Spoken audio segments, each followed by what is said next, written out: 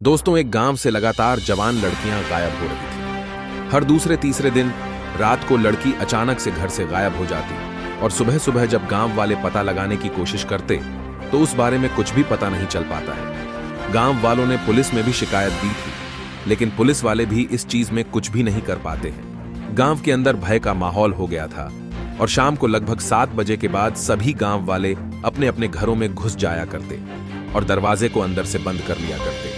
आलम बहुत ही भयावह हो गया था और यह खबर घूमते घूमते वहां के आईपीएस साहब तक भी पहुंच जाती है। इसके बाद आईपीएस साहब एक ऐसा कदम उठाते हैं जिसके बारे में शायद गांव वालों ने भी कल्पना नहीं की थी। कौन थे वे आईपीएस साहब और क्या कदम उन्होंने उठाया था? पूरी कहानी की सच्चाई जानने के लिए वीडियो को अंत तक जरूर देखें। दोस्तों, उत्तर प्रदेश के एक छोटे से गांव से एक लड़का जिसका नाम है अशोक ने अभी अभी आईपीएस कंप्लीट किया है और उसके बाद उसकी ज्वाइनिंग एक डिस्ट्रिक्ट में हो जाती है। वह जहां पर भी काम किया करता तो उसके काम करने का तरीका बड़ा ही निराला था, क्योंकि उसके घर परिवार में उसको पहले यह चीज सिखाई गई थी कि अगर कोई भी बड़ा पद आपको मिल जाता है तो उसके कर्तव्य को अच्छी तरह से निभाना चाहिए और उसमें जरा भी लापरवाही नहीं बरतनी चाहिए। अशोक के परिवार वाले भी बड़े अच्छे थे, नेक दिल इंसान थे और अपने बेटे को उन्होंने ईमानदारी का पाठ भी पढ़ाया था। इसी तरह से जो आईपीएस अशोक साहब है वह हर डिस्ट्रिक्ट में अपना ईमानदारी का परचम लहराते हैं और ऐसे ही करते हुए उनका ट्रांसफर एक और डिस्ट्रिक्ट में हो जाता है। अब जहां पर उनका ट्रांसफर हुआ था उसी डिस्ट्रिक्ट के एक छोटे से गांव में एक ऐसी घटना हो रही थी जिस घटना के कारण पूरा गांव भयाभय था। उस गांव के अंदर से हर दूसरे तीसरे दिन कोई ना कोई लड़की गायब हो जाती है और उसके बारे में किसी को भी कोई भी खबर नहीं रहती है। अब गांव वाले इस बात से परेशान होते हैं और इसी परेशानी के कारण वह लोग शाम को जल्दी ही अपने घर के दरवाजे बंद कर लिया करते हैं और घर के अंदर डरे सहमे से बैठे रहा करते हैं। उसी गांव के अंदर एक धर्मपाल नाम का व्यक्ति रहा करता था। धर्मपाल के घर में 2 लड़कियां थीं और दोनों लड़कियां जवान थीं। ज्यादा बड़ा घर नहीं था, छोटा सा घर था, लेकिन उसने अपने घर को अच्छी तरह से सिक्योर कर रखा था। इसके बाद जो धर्मपाल होता है एक रात अपनी बच्चियों के साथ घर में लेटता है, लेकिन तभी अचानक से उसकी एक लड़की रात को गायब हो जाती है। अब जैसे ही धर्मपाल घर के अंदर देखता है कि उसकी लड़की गायब है, उसके घर का पूरा सामान ऐसे के ऐसे ही है, किसी भी सामान को इधर से उधर नहीं किया गया है। अब यह बात देखकर धर्मपाल फूट फूट कर रोने लगता है, क्योंकि उसकी जवान बेटी घर से गायब हो गई थी। इसके बाद धर्मपाल वहां के लोकल पुलिस स्टेशन में जाता है और इस बात की रिपोर्ट दर्ज कराता है। अब पुलिस वाले रिपोर्ट तो लिख लेते हैं, लेकिन वह उससे कह देते हैं कि भाई कोई बात नहीं, जो हो गया सो हो गया, लेकिन अब तुम्हारी बेटी वापस नहीं आ सकती, क्योंकि कई बार पुलिस वालों ने भी इस बात की जांच पड़ताल करने की कोशिश की थी, लेकिन उन लोगों को भी इस बात के बारे में कोई भी खबर नहीं लगी थी और उन्हें नहीं पता चला था कि आखिर गांव के अंदर यह सब कुछ हो क्या रहा है। इसके बाद जो धर्मपाल होता है वह उनसे रिक्वेस्ट करता है और कहता है कि साहब मेरी बेटी को वापस ले आओ। मैं अपनी बेटी से बहुत प्यार करता हूं और उसके बिना मैं जिंदा नहीं रह सकता। अब इस बात को सुनने के बाद पुलिस वालों को भी बुरा लगता है, लेकिन वह कर भी क्या सकते हैं, क्योंकि कई बार पुलिस वालों ने वहां पर जाकर खुद से पहरेदारी की थी और जब वह पहरेदारी करते थे तो उस टाइम पर वहां पर कोई भी ऐसी घटना नहीं हुआ करती थी। इसके बाद धर्मपाल को दिलासा देते हैं, लेकिन उनके केस पर कोई भी कार्रवाई नहीं की जाती है। धीरे धीरे 2-3 दिन बीतते हैं और 2-3 दिन बाद अचानक से फिर एक और लड़की उस गांव से गायब हो जाती है। अब यह सब कुछ देखकर धर्मपाल बड़ा ही परेशान है और वह इस बात की शिकायत बड़े अधिकारियों तक पहुंचाने की कोशिश करता है। उसके बाद जो धर्मपाल होता है वहां के आईपीएस साहब के पास जाता है और वहां पर अपनी बेटी की गुमशुदगी की रिपोर्ट उन्हें बताता है। कहता है कि साहब मेरी बेटी गांव से गायब हो गई है और पुलिस वाले इस बारे में कुछ भी नहीं कर रहे हैं। अब जैसे ही आईपीएस साहब इस बात को सुनते हैं तो बड़े परेशान हो जाते हैं और वह कहते हैं कि ऐसा क्यों, पुलिस वाले कुछ क्यों नहीं कर रहे हैं। तो धर्मपाल उन्हें पूरे गांव के बारे में बताता है और कहता है कि साहब हर दूसरे तीसरे दिन गांव से लड़की गायब हो जाती है और कोई भी सुराग उसका नहीं मिलता है। इसके बाद जो आईपीएस अशोक साहब है वह कहते हैं कि कोई बात नहीं, अगर ऐसी बात है तो मैं खुद से इस बात की तहकीकात करूंगा और मैं पुलिस को बोल देता हूं, आपकी लड़की को जल्द से जल्द ढूंढ लिया जाएगा। इसके बाद जो आईपीएस साहब होते हैं वह वहां के लोकल पुलिस स्टेशन में जाते हैं और उन लोगों से इस बात के बारे में पूरा ब्यौरा लेते हैं अब पुलिस वाले उनको बता देते हैं कि साहब उस गांव में चक्कर ही क्या है, यह तो हमें पता नहीं है, लेकिन जब भी हम वहां पर जाते हैं तो हमें कुछ भी ऐसा नहीं दिखाई देता, और हम वहां से आने के बाद दोबारा से यह सभी घटनाएं चालू हो जाती हैं। कई बार हमने पूरी रात रात भर पहरा दिया था, लेकिन जिस दिन हम पहरा दिया करते हैं उस दिन ऐसी कोई भी घटना उस गांव में नहीं घटती है। अब इसके अंदर कोई गांव वाला शामिल है या फिर कोई बाहर का व्यक्ति शामिल है, इस बारे में हम कुछ नहीं कह सकते।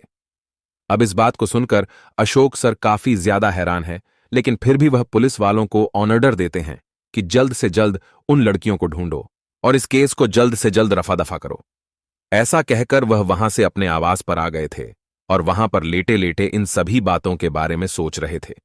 उसे अपने पिता की वह बातें याद आती हैं जब उन्होंने कहा था कि बेटा, अगर तुम्हारे पास बड़ा अधिकार है तो उसका अच्छे से इस्तेमाल करना चाहिए, और जो भी कार्य तुम्हें सरकार के द्वारा दिया जाता है उस कार्य को अच्छे से पूरा करना चाहिए।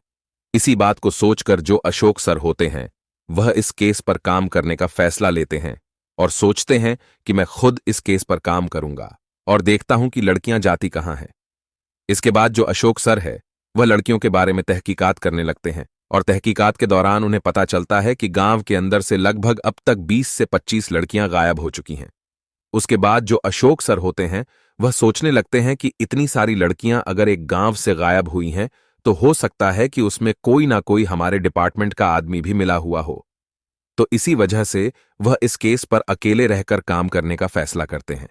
दूसरे दिन वह अपने ऑफिस में छुट्टी के लिए अर्जी दे देते हैं और 1 महीने की छुट्टी अपने लिए ले लेते हैं। 1 महीने की छुट्टी लेने के बाद वह वहां से किसी दूसरे शहर में चले जाते हैं और वहां एक मेकअप आर्टिस्ट से अपना मेकअप करवाते हैं और अपना भेष एक भिखारी के जैसा बना लेते हैं। भिखारी के जैसा उन्होंने भेष बना लिया था और अपनी रिवॉल्वर को अपने पास ही रख लिया था। इसके बाद जो आईपीएस साहब है वहां से सीधा उसी गांव में आ जाते हैं जिस गांव के अंदर की घटना है।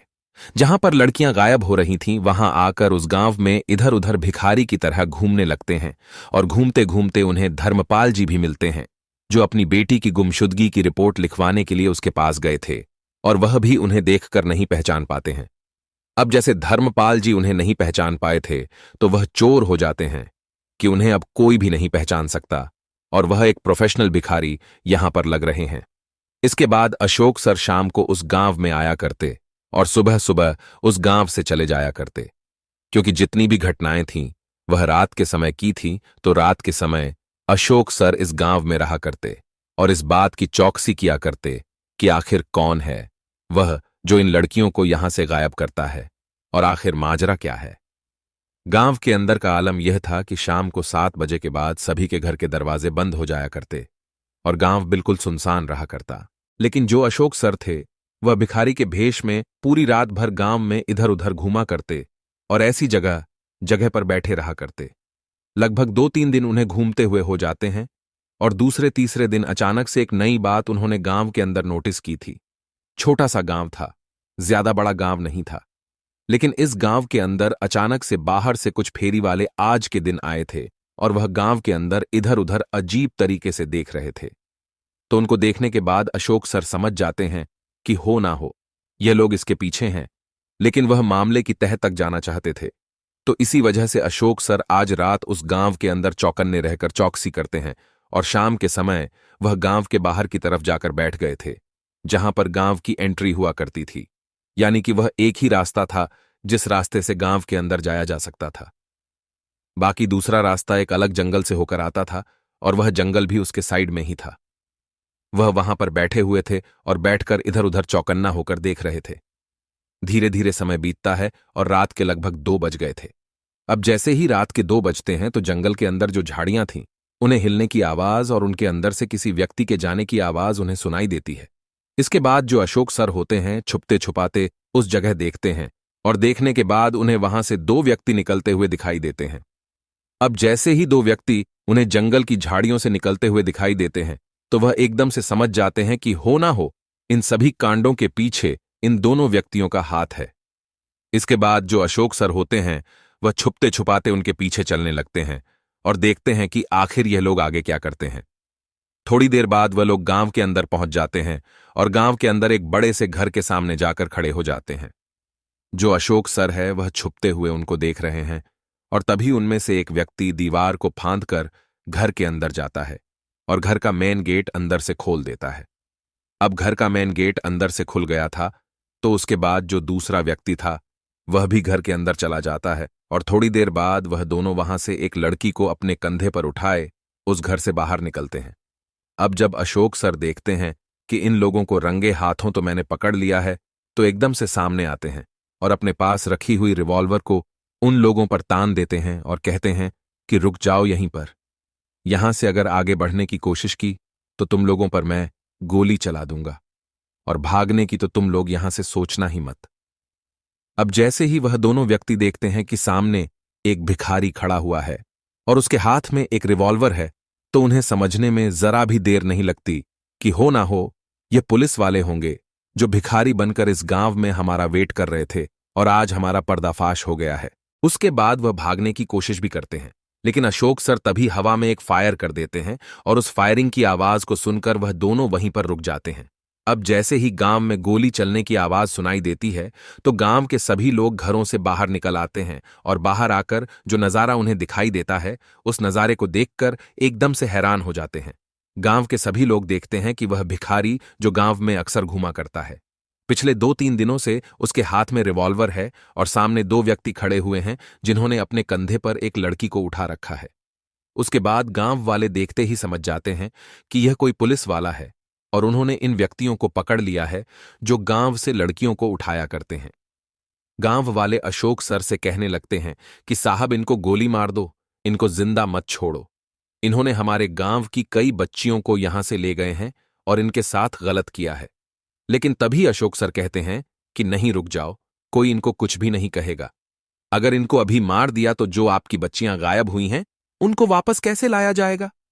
इसके बाद गांव वालों की मदद से उन दोनों को वहीं पर एक पेड़ से बांध दिया जाता है और अशोक सर अपनी टीम को फोन करके फौरन यहां पर बुला लेते हैं।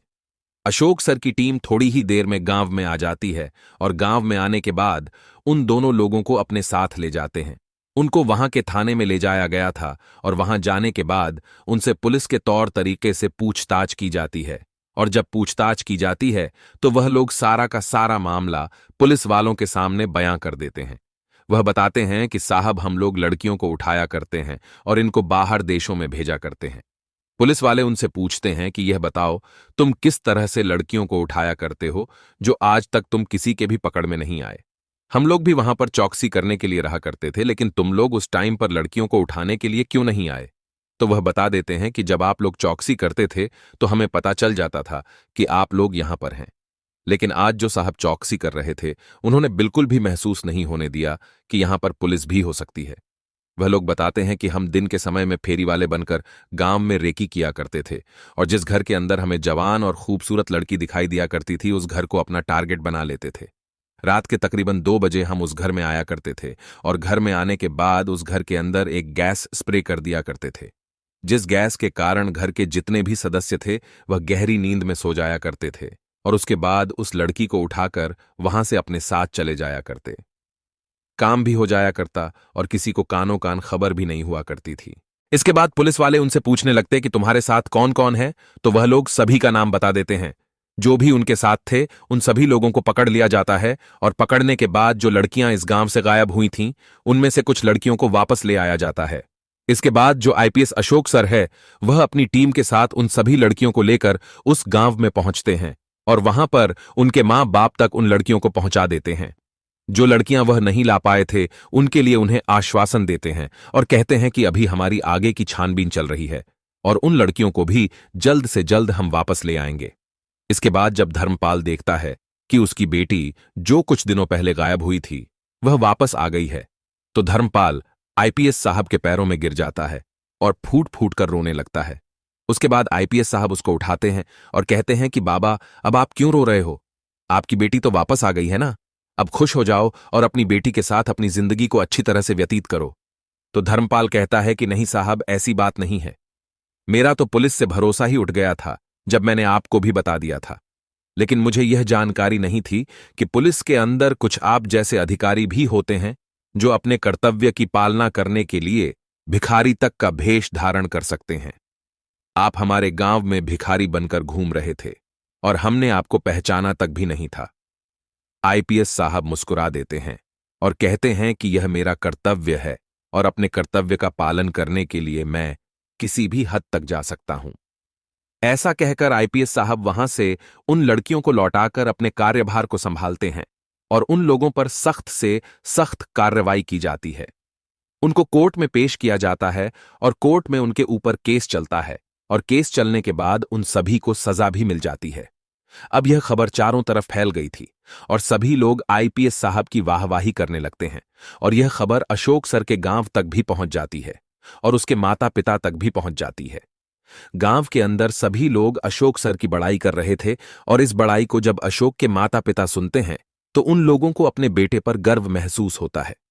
तो दोस्तों, यह थी कहानी एक आईपीएस ऑफिसर की जिन्होंने गुनहगार को पकड़ने के लिए भिखारी का भेष धारण किया और उसके बाद एक ऐसे राज से पर्दा उठा दिया जिसकी वजह से पूरा गांव दहशत में था और सभी लोग अपने घर के दरवाजे बंद करके जल्दी से घर के अंदर सहमे से बैठे रहा करते थे। अब क्या कहना चाहते हैं आईपीएस साहब के बारे में?